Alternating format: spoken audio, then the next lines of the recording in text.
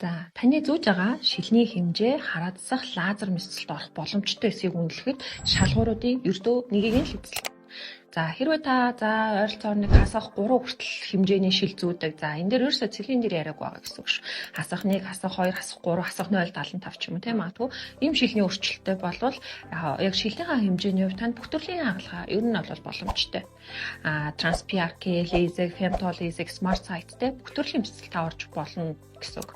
За, тэгтэл өмнөөр нэмэгдээд цилиндрийн хэмжээ ороод ирлээ. За, цилиндр нь хасах 1, 2, 3 ч юм уу тий. За, илүү бүр нэмэгдээд хасах 4, 5-ын цилиндртэй болоод эхэлдэг.